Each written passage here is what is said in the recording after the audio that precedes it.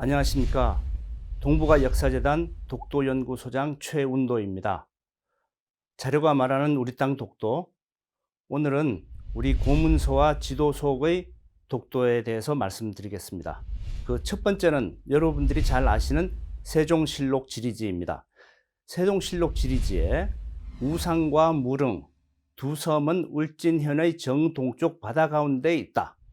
그리고 두 섬은 서로 거리가 멀지 않아 날씨가 맑고 밝으면 바라볼 수 있다.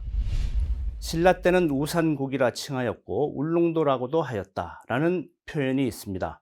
여기서 무릉이라고 하는 것은 오늘날 울릉도를 말하는데요. 이 기록을 통해서 우리는 이미 조선시대에 이 우산국이라는 이 나라와 울릉도 그리고 그 옆에 또 다른 섬이 있음을 인식하고 있었음을 알 수 있습니다. 그 다음은 1770년 영조 때 편찬된 동국문헌 비고를 드리겠습니다. 우산도 울릉도 두 섬이다. 하나는 우산이다. 섬은 울진현 정동쪽 바다 가운데 있는데 일본의 오키섬과 서로 가깝다.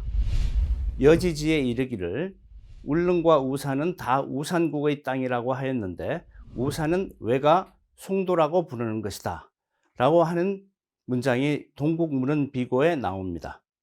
1808년 순조 때 나온 만기요람이라는 문서가 있습니다.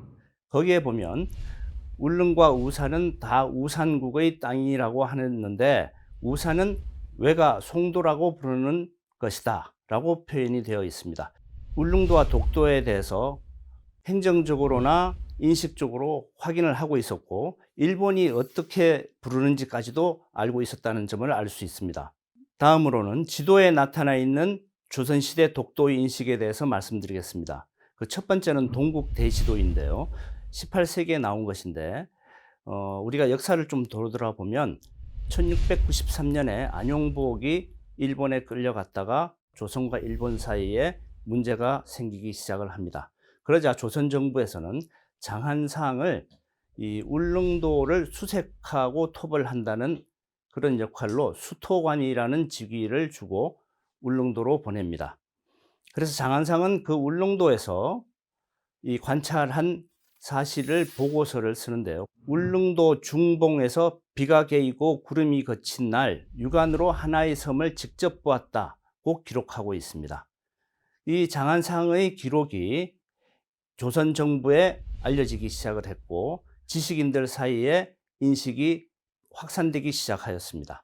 그 결과가 표현된 것이 바로 이 동국대지도인데요.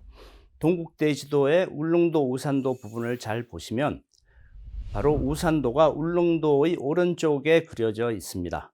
지도에 나타나 있는 조선시대의 독도에 대한 인식이 울릉도의 오른쪽으로 자리를 잡기 시작해가는 아주 중요한 지도라고 하겠습니다. 그 다음으로는 1789년에 제작된 아국총도라는 지도가 있습니다. 아국총도라고 하는 것은 우리나라 전체 지도라는 뜻인데요. 동국대지도를 기초로 하여 축소하면서 필사했음을 알 수 있는 지도인데요. 그 지도에 보면 이 독도를 우도라고 표현하고 있습니다. 이 우도는 동국 지도를 그대로 따라서 울릉도의 동쪽에 위치해 있음을 알 수 있습니다. 아울러 아국총도에는 울릉도 위에 순풍을 타면 2일이면 도착할 수 있다라는 문장이 적혀 있습니다. 이처럼 조선시대에는 지도를 통해서도 울릉도와 독도의 위치를 정확하게 파악하고 있었음을 알 수 있습니다. 오늘은 이 세 가지 고문서와 두 가지 지도에 나타나 있는 독도의 인식을 말씀드렸습니다.